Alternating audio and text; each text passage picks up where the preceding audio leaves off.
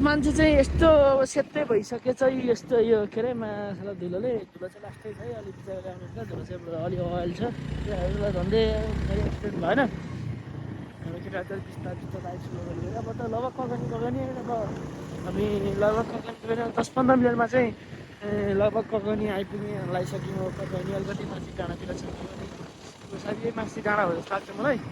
कगनी गएर यसो रमाइलो गरेर बसेर घुम गरेर फोटोसोटो खिचेर खाना फर्किन्छौँ उता अगाडि चाहिँ रमाइलो ठाउँ छ अगाडि रमाइलो छ उता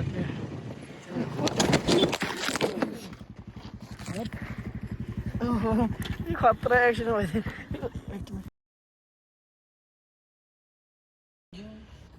चाहिँ यो हामी लडै मेरो नि मोबाइल सबै फुट्यो मोबाइलै फुट्यो मुजी मलाई त केटाले 3 हात माथि उता पुऱ्याइदियो यार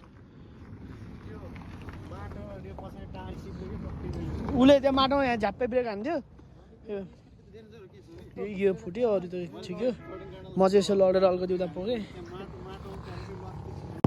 म त अगाडि पुगेँ मासुलाई मोबाइल त ढुङ्गा ढुक्या मुजी ढुक्या अनि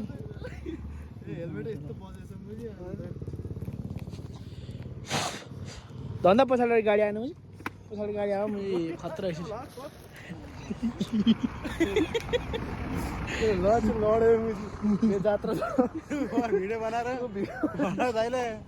मोबाइल त ल्याम्नु फुट्यो नि त मेरो यहाँ देख्न मुजी यहाँ फुट्यो कस्तो मुजी खोइ ग्लास हाले हैन गिलास हो गिलास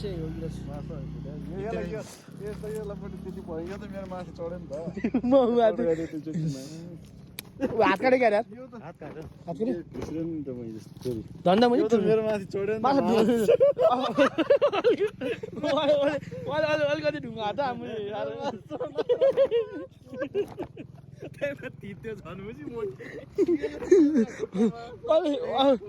अलिकति माछा ढुङ्गा बबाल ठुकिने यार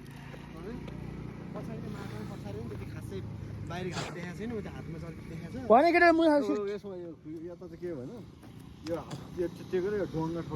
केटा मुला सब उता हेरिन क्या त्यो बढी त्यो उता कहाँ हेरिरहेको लाग्यो म त अगाडि हेरेँ बङ्गले लगाइदियो लुकिङ ग्लास फुट्यो यो फुट्यो गाई छ के गर्ने गाह्रो छ स्कुटी चाहिँ लङ टुरमा लिएर हिँड्नु हुने रहेछ त्यो लाउन मिल्छ उठाउने भने भएर हामी उठाउनु भएन एकछिन नि लड्यो मान्छेलाई खुट्टा लामै पऱ्यो क्या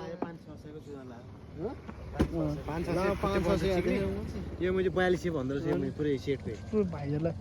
फेरि यसको फेरि यो मात्रै त्यो मात्रै पाउँदैन यो सबै फेर्नुपर्छ क्या स्कुटीको त्यही खराब छ एकदम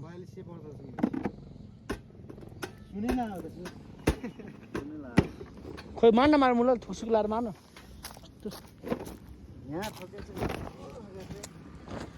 साला यो कगनीको यहीँ नजिक आइपुग्नु लागेपछि हामी ठ्याक्कै एक्सिडेन्ट भयो स्कुटी झाप्पा ब्रेक हानेपछि स्कुटीको यो गरेर बाटोमा कामै छैन